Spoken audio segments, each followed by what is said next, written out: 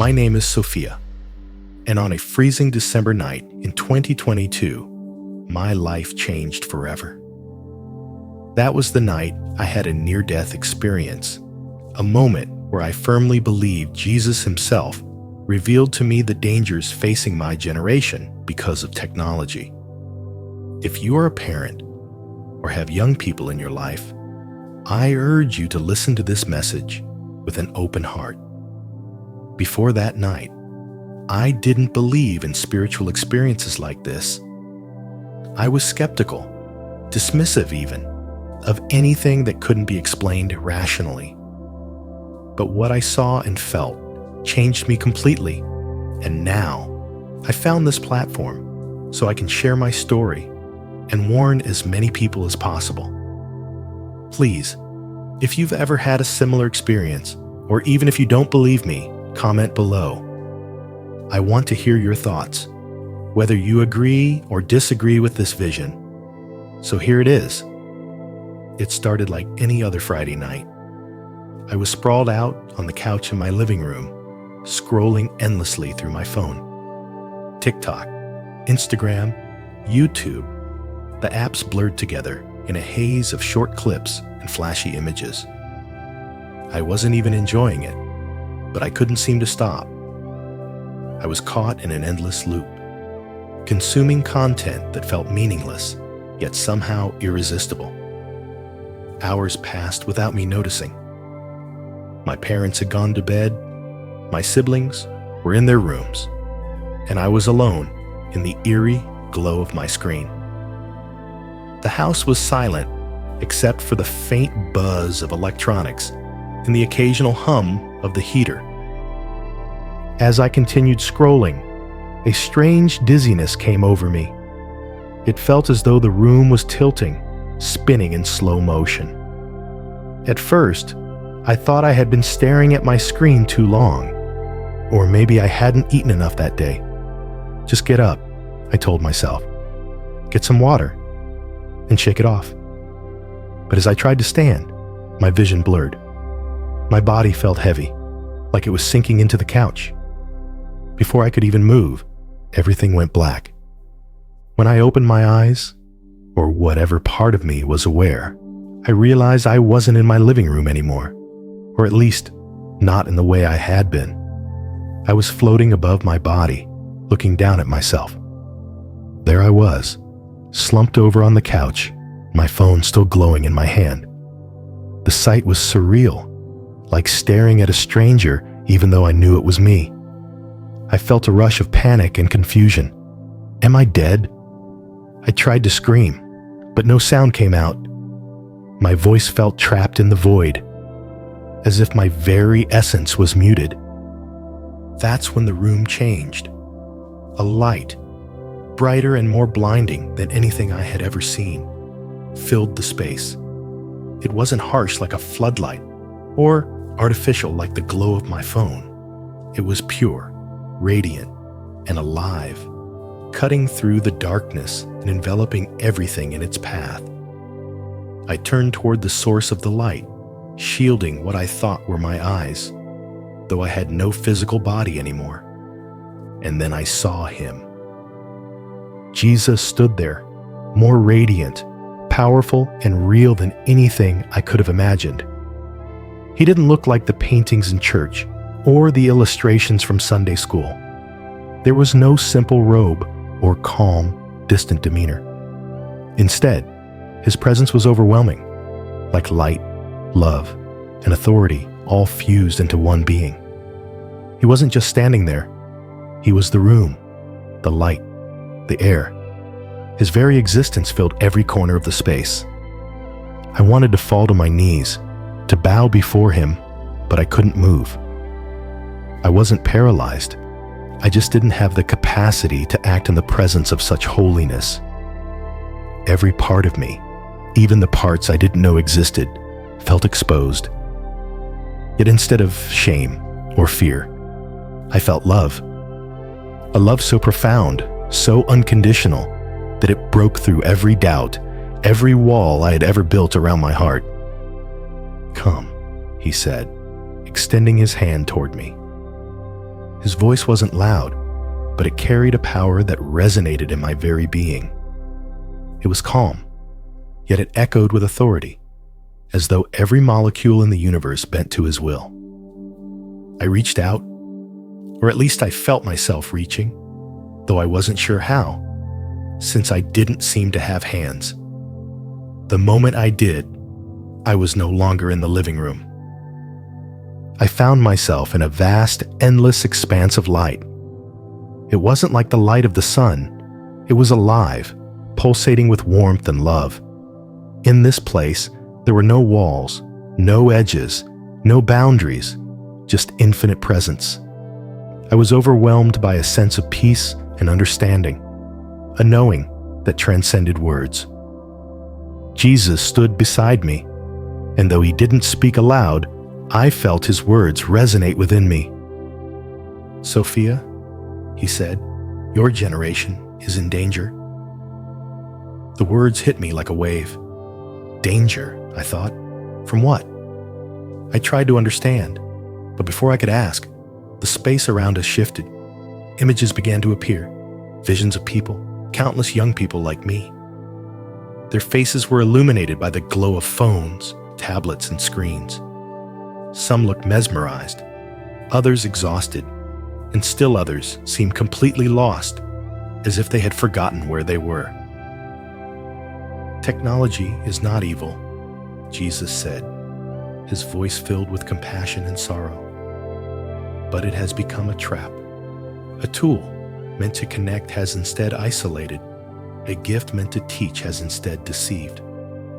Your generation is losing its sense of purpose, drowning in distraction, and forgetting the things that matter." As he spoke, the scenes shifted.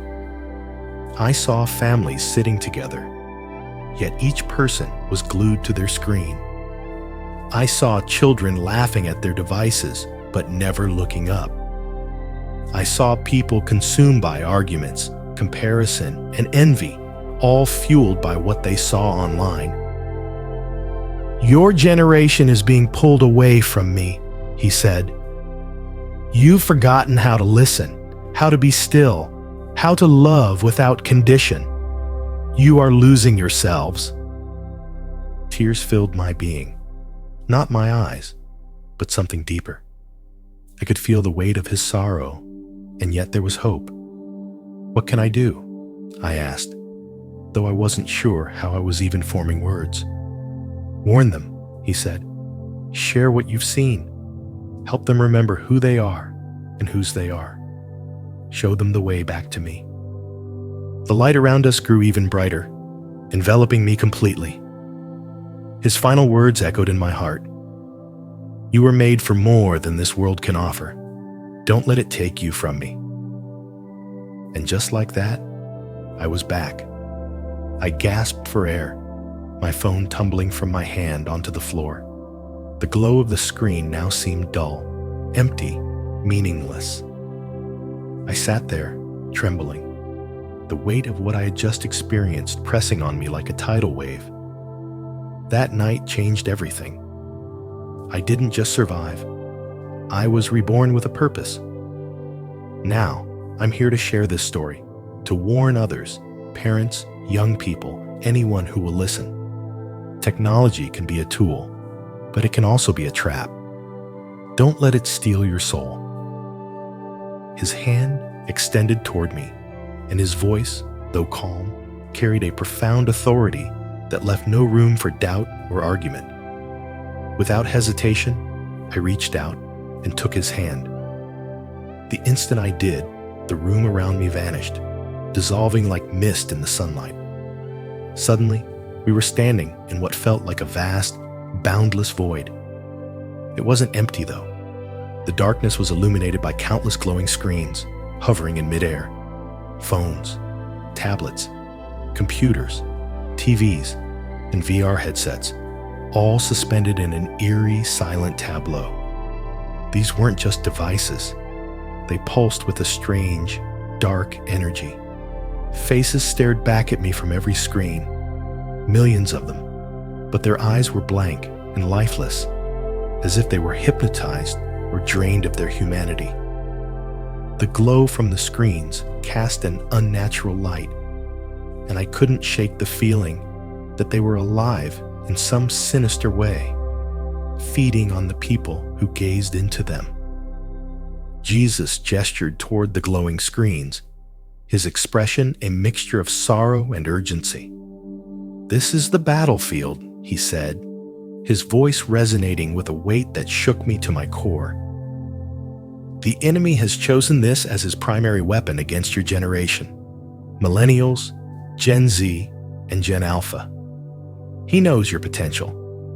He knows what you could accomplish for my kingdom. That is why he works tirelessly to destroy you." I looked at him, confusion and disbelief swirling in my mind. "I don't understand," I said. "How?" "It's just technology. It's just entertainment." Jesus turned to face me fully, and the depth of sadness in his eyes was overwhelming. "It started that way," he said gently. "But what you see as harmless is far from it. The enemy uses these screens to enslave hearts, minds, and souls. Technology was meant to be a tool, but it has become a trap." At his words, I turned back toward the screens, looking more closely. What I saw made my breath catch. Chains were extending from the devices, thick, heavy chains that wrapped around the wrists, necks, and even the hearts of the people staring into them. Some were shackled so tightly they could barely move. The chains seemed alive, writhing and pulsing as if feeding off their captives. Each chain had a word etched into its surface, glowing faintly: comparison, anxiety, lust, distraction, pride, envy. The words burned into my mind, their meaning sharp and undeniable. "They don't even know they're chained," I whispered, my voice trembling. "That," Jesus replied, "is the enemy's greatest trick, to enslave them without their knowledge. He convinces them that they are free while binding them tighter and tighter with every passing day." I stared at the screens, horrified. Suddenly, they began to change. The glow turned a sinister red, and flames flickered at the edges of the devices, licking upward like grasping hands. A dark, menacing symbol appeared on every screen, pulsating with an ominous energy. But it didn't stop there. The same symbol began to manifest on the people staring into the screens, searing itself onto their foreheads and hands. The sight was unbearable. A brand that seemed to claim them entirely, marking them as belonging to something dark and malevolent. "What is that?" I asked, my voice shaking with fear. "What's happening to them?" Jesus turned his solemn gaze back to me, and his answer made my heart stop. "It is not yet the mark of the beast," he said, "but it is conditioning them to accept it. The enemy is preparing their hearts to worship him instead of me. He is training them to value convenience, approval, and instant gratification above all else. When the time comes, they will accept the mark without question, believing it to be harmless, even necessary." I felt an icy chill run through me as his words sank in. The enemy wasn't simply attacking us. He was methodically reshaping our values, our desires, and our very identities. The chains, the symbols, the glowing screens. They weren't just tools of distraction. They were tools of transformation, warping hearts and minds to align with something far removed from the love and truth of Jesus. Jesus continued, his voice steady but charged with urgency, every word resonating deep within me. "This is why you must warn them," he said, his eyes filled with a sorrow so profound that it was almost unbearable to meet his gaze. "The chains you see are not unbreakable, but they are invisible to those who wear them. They cannot free themselves because they do not even realize they are bound. You must help them see, help them understand the truth of what has enslaved them. Show them that the freedom they long for cannot be found in the screens, the likes, or the fleeting validations of this world. True freedom is only found in me.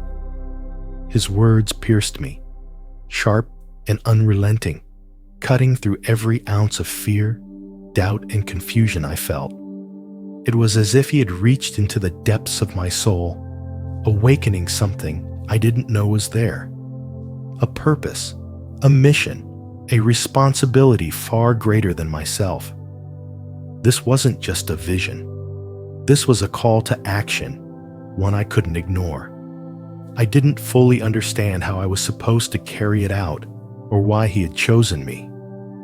But deep inside, I knew I couldn't walk away from it. I had to try.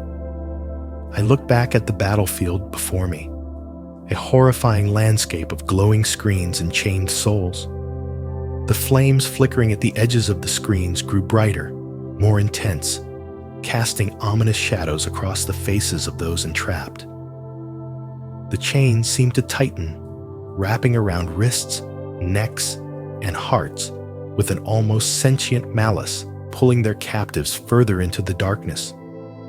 The faces of those bound were blank, lifeless, their expressions void of hope.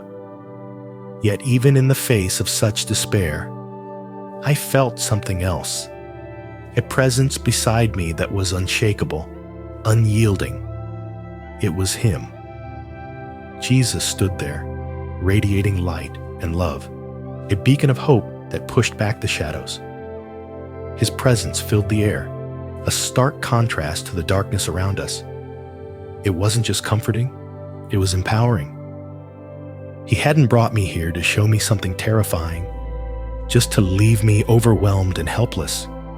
He had brought me here to fight. The battle is not against flesh and blood, he said, his voice strong, filled with resolve.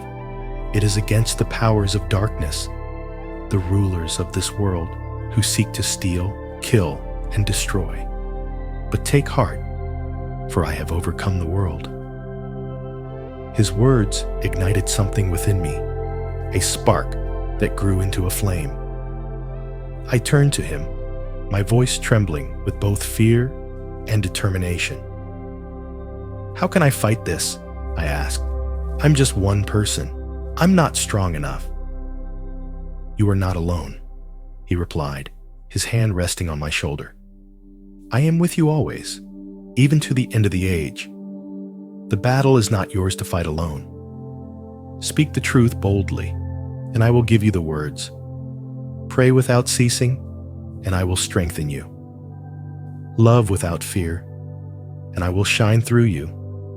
Through me, chains will break, and the captives will be set free. As he spoke, I felt a warmth spreading through me, a strength that wasn't my own. I looked at the battlefield again, and though the chains and flames were still there, I began to see something else. Glimmers of light, small, faint, but unmistakable, were flickering among the crowd. They came from those who had started to resist, to question, to awaken. They were weak at first, but as they grew, the darkness began to recede, ever so slightly. Even one light can push back the darkness, Jesus said. And when many lights shine together, the darkness cannot prevail. His words filled me with hope. This wasn't an impossible task. It was daunting, yes, but it wasn't hopeless. I could see it now, the power of even the smallest light in the midst of overwhelming darkness. I turned to him once more, the weight of the mission settling fully on my heart. I'll do it, I said, my voice steady despite the trembling in my hands. I don't know how, but I'll do it. I'll warn them. You are more ready than you think, he said, his voice filled with both encouragement and conviction.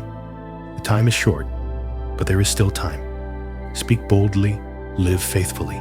and trust in me. Some will hear, some will see, and through them, others will follow. I nodded, a quiet resolve taking root within me. As I stood there, staring at the battlefield, the flames seemed less menacing, the chains less unbreakable. The enemy's laughter still echoed faintly, but it was drowned out by the sound of something greater. Hope. I knew the path ahead wouldn't be easy. There would be ridicule, rejection, and moments of doubt. But I also knew I wasn't alone. He was with me, and through him, I could do what I never thought possible. In that moment, the battlefield began to fade. The flames dimmed, the chains dissolved into shadows, and the glowing screens flickered out one by one. I felt a rush of air, and then, in an instant, I was back in my living room. My heart was pounding, my cheeks wet with tears. My phone was still in my hand, but it felt foreign now, cold, lifeless, and sinister. Without hesitation, I threw it across the room, as though it were a venomous snake I had to rid myself of. I fell to my knees, the weight of what I had just seen and heard pressing down on me like a tidal wave. I cried out to God, my voice raw with desperation and resolve. Help me, I prayed. Help me be the light. Help me warn them. Help me fight. That night, I didn't sleep.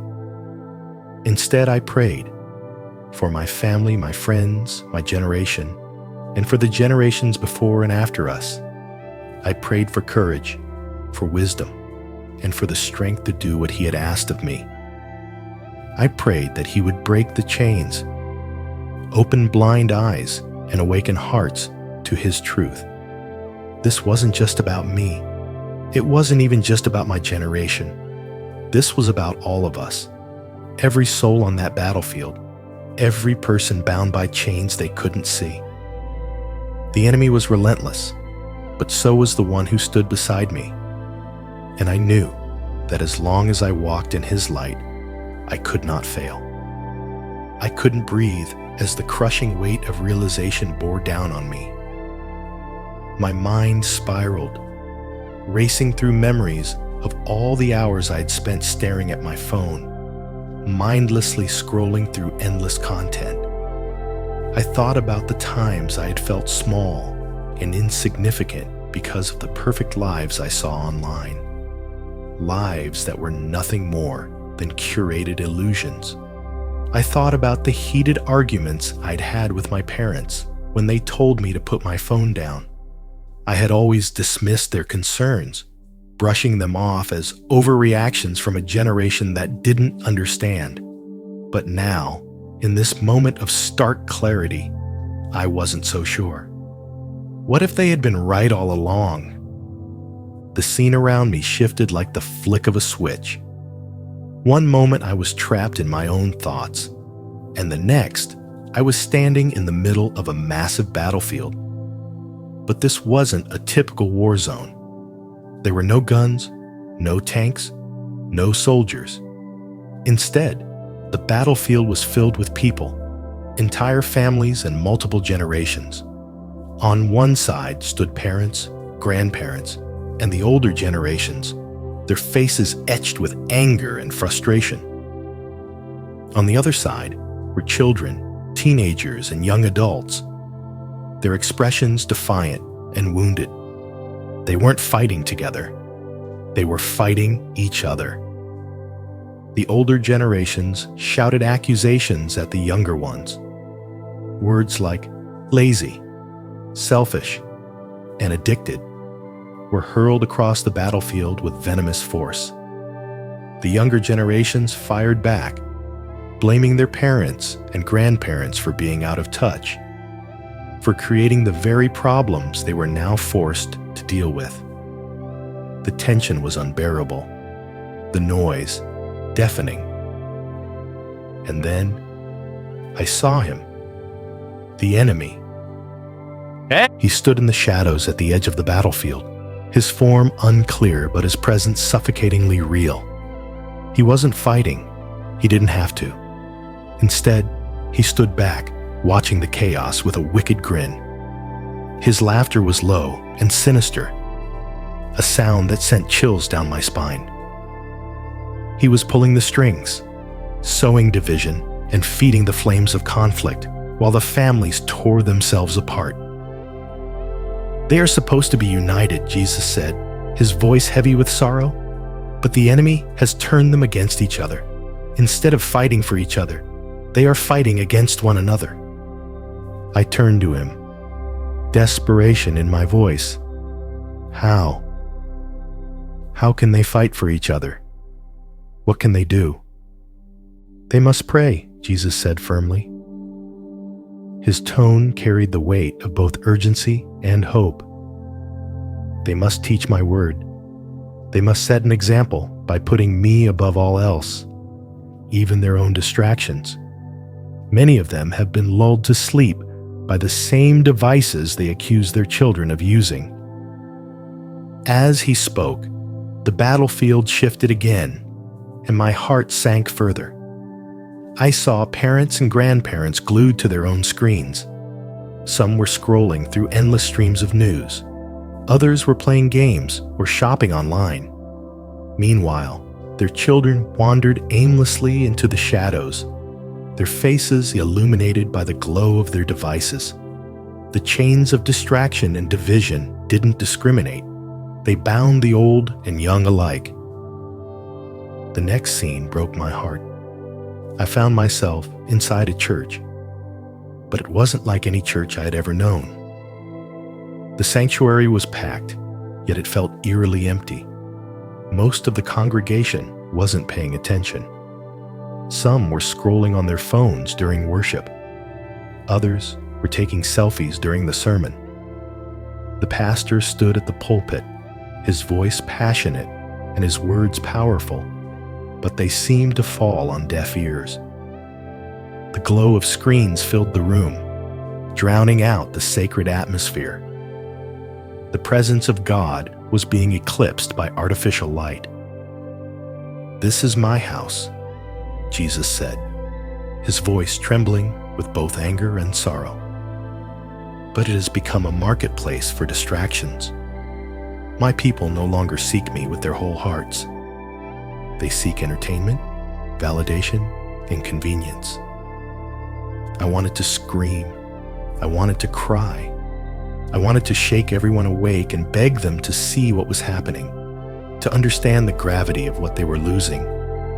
But I couldn't. My voice felt trapped, my body frozen. I turned to Jesus, desperate for answers. "What can I do?" I asked, my voice shaking. "I'm just a kid. No one will listen to me." Jesus placed his hand on my shoulder, and in that moment, I felt an overwhelming wave of love and strength flow through me. His eyes met mine, and they were filled with an unwavering sense of purpose. "You are more than you think you are," he said. "You are my messenger. I have chosen you to warn them, not just your generation, but all generations." Tears streamed down my face as I shook my head. "But they won't listen," I whispered. "They'll think I'm crazy." "They rejected me too," Jesus said, his voice steady and kind. "But some will hear. Their eyes will be opened. Speak boldly. Tell them what you have seen. Warn them that the time is short."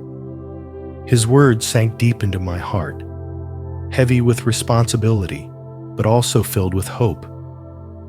I didn't know how I was going to do it, but I knew I couldn't stay silent. I couldn't unsee what I had seen, and I couldn't ignore what he had asked of me. In an instant, I was back in my living room.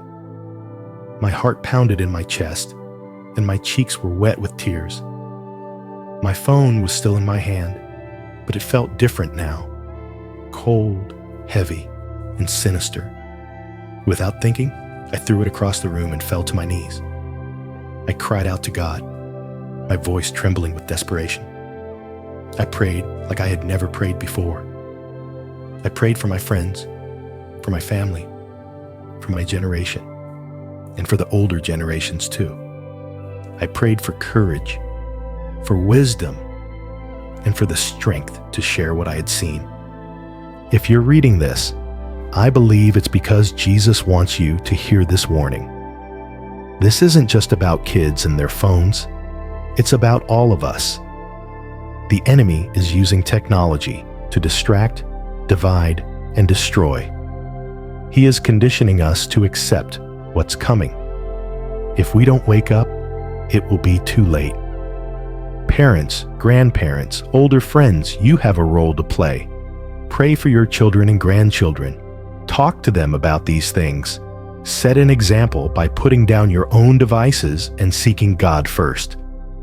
To my generation, don't let the enemy steal your soul through a screen. Seek Jesus. Read His Word. Find your worth in Him. Not in likes, comments, or followers. The time is short. The choice is yours. Wake up before it's too late.